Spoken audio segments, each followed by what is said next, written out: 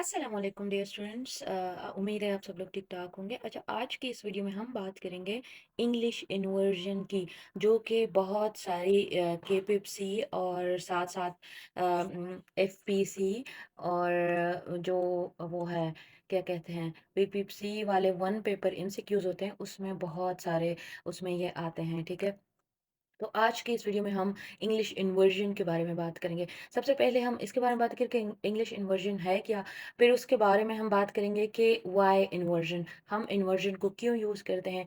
और फिर उसका जो पैटर्न है, कि उसका कॉमन पैटर्न क्या है, फिर वो हम यूज़ करेंगे, मतलब इसमें पढ़ेंगे। ठीक है, और लास्ट में जो है वो हम प्रैक्टिस वाले वो करेंगे, सेंटेंस करेंगे जो कि पास्ट पेपर में आया होगा। तो सबसे पहले हम बात करते हैं कि इंग्लिश इन्वर्जन होते क्या है। ठीक है, इन्वर्जन, ये वर्ड से ही हमें पता चलता है कि इन्वर्जन का मतलब है चेंज करना। ठीक है, inversion means changing the normal order of words in a sentence, के आप नॉर्मल ऑर्डर जो है वो सेंटेंस में चेंज कर देते हैं, तो उसको इन्वर्जन बोलते हैं। ठीक है, ये उसको रेफर करते हैं, it refers to the placing of verb और एक्सिलरी बिफोर द सब्जेक्ट। यानी हम जो मेन वर्ब है या फिर जो एक्सिलरी वर्ब है, वो हम सब्जेक्ट से जब पहले डालते हैं, जो कि क्वेश्चन नहीं होता। मोस्टली अगर हम एक्सिलरी या वर्ब पहले डालते हैं, तो वो हमारे पास क्या बन जाता है, वो हमारे पास क्वेश्चन वाला सेंटेंस बन जाता है। लेकिन इन्वर्जन में ऐसे नहीं होता। अगर आप वर्ब या एक्सिलरी वर्ब जो होते हैं, मतलब हेल्पिंग वर्ब जो होते हैं, वो अगर आप सब्जेक्ट से पहले डालते हैं, तो इसका मतलब वो क्वेश्चन नहीं है इन्वर्जन में। ठीक है, इसकी अगर हम नॉर्मल सेंटेंस की बात करें कि नॉर्मल सेंटेंस का जो ऑर्डर है वो किस तरह है, सबसे पहले सब्जेक्ट आता है, फिर उसके बाद एक्सिलरी आता है, फिर उसके बाद मेन वर्ब आता है, और उसके बाद हमारे पास ऑब्जेक्ट आता है। फॉर एग्जांपल, अगर हम इस सेंटेंस की बात करें कि शी जो है सब्जेक्ट है, इज जो है वो एक्सिलरी वर्ब है, और रीडिंग जो है वो मेन वर्ब है, और उसके बाद हमारे पास ऑब्जेक्ट आया है। ठीक है, अब अगर हम उसको इन्वर्जन में चेंज करते हैं, ठीक है, इन्वर्जन में क्या होता है कि ऑक्सिलरी वर्ब आता है, फिर उसके बाद सब्जेक्ट आता है, फिर उसके बाद मेन वर्ब आता है, और उसके बाद ऑब्जेक्ट आता है। ठीक है, फॉर एग्जाम्पल, अगर हम इसकी बात करें कि यहाँ पे इज हमने पहले डाला है, फिर उसके बाद हमने सब्जेक्ट डाल दिया, और फिर उसके बाद हमने रीडिंग डाल दिया, उसके बाद बुक डाल दिया। ठीक है, यहाँ पे क्वेश्चन मार्क नहीं लगाना, यहाँ पे हमने फुल स्टॉप लगाना है।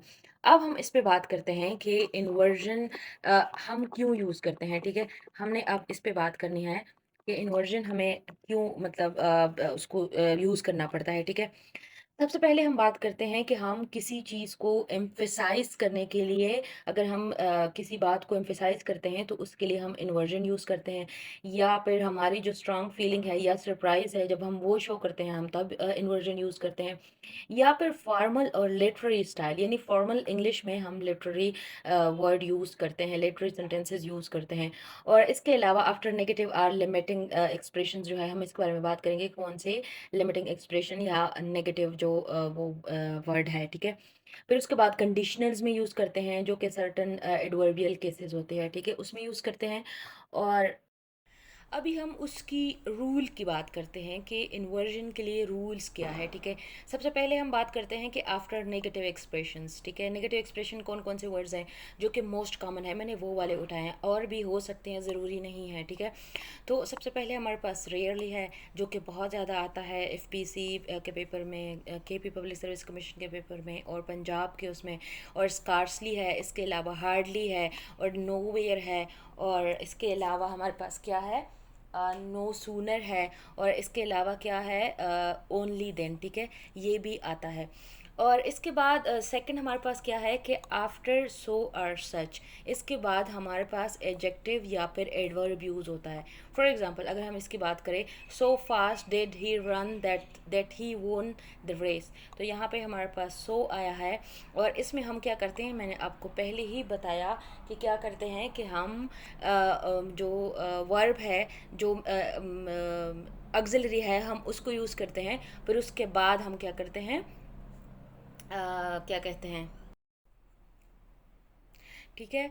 और यहाँ पे मैंने आपको बताया कि यहाँ पे डेड जो है हमने यूज़ किया है, और हमने सब्जेक्ट बाद में यूज़ किया है। सो फर्स्ट जो है, सो फास्ट जो है हमने पहले यूज़ किया है। ठीक है, इसके अलावा हमारे पास अगर हम सच की एग्जांपल ले लें, such was his courage that everyone admired him, तो यहाँ पे सच हमारे पास क्या है, वही जो मैंने आपको बताया कि सच के बाद हम ऑक्सिलरी वर्ब लगाएंगे, फिर उसके बाद ऑब्जेक्ट लगाएंगे, ठीक है, जो सब्जेक्ट लगाएंगे जो कि हिज करेज है, दैट एवरीवन एडमायर हिम, फिर उसके बाद हम सेंटेंस की वही स्ट्रक्चर लगाएंगे।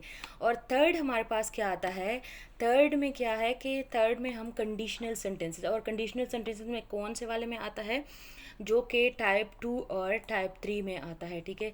फॉर एग्ज़ाम्पल नंबर उसकी वो हम बात करें कि दो वाले की अगर हम बात ले लें कंडीशनल की, फॉर एग्ज़ाम्पल अगर यहाँ पे बात करें वर आई यू आई वुड अपोलोजाइज, ठीक है। तो यहाँ पे सेकंड कंडीशनल में हमने उसको पहले यूज़ किया है, ठीक है। हमने ऑक्सिलरी वर्ब को पहले यूज़ किया है, फिर उसके बाद सब्जेक्ट आया है, ठीक है। और उसके बाद हमारे पास बाकी सेंटेंस का जो स्ट्रक्चर है वो आ गया है।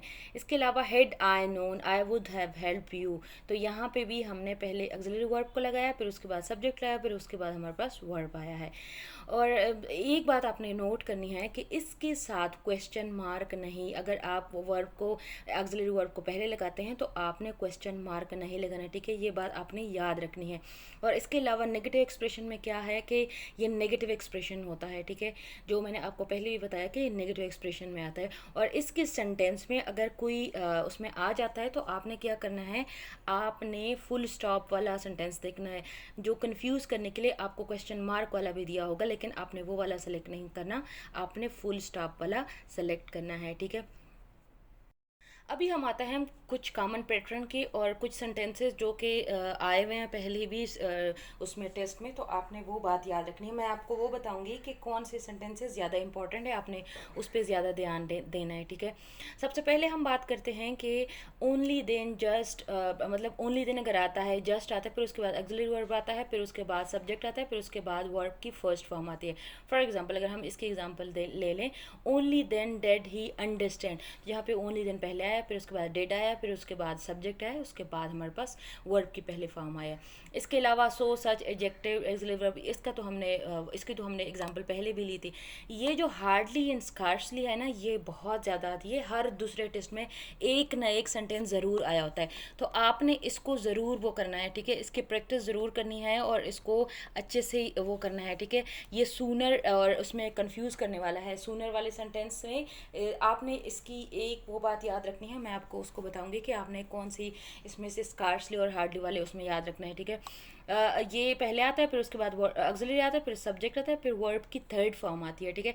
और इसके सेंटेंस के जो सेकंड क्लॉज होता है उसमें व्हेन आता है, आपने दिन को नहीं सेलेक्ट करना, ये दिन भी साथ में लगाते हैं, तो आपने ये वाला नहीं सेलेक्ट करना, आप जब व्हेन आया हो आपने वो वाला सेंटेंस ढूंढना है। फॉर एग्जाम्पल अगर हम इसकी बात करें, पहले आ चुका है कि hardly had I lift when it started raining, ठीक है। इसी तरह स्कार्सली भी आ सकता है यहाँ पे, तो ये सेंटेंस आया हुआ है प्रीवियस पेपर में, आपने इसको याद रखना है। और साथ में ये जो विन वाला पार्ट है ये आपने नहीं भूलना, क्योंकि जब आप दिन वाला करके आएंगे तो वो गलत होगा। मैं आपको बताऊंगी कि दिन कहाँ पर हम यूज़ करते हैं।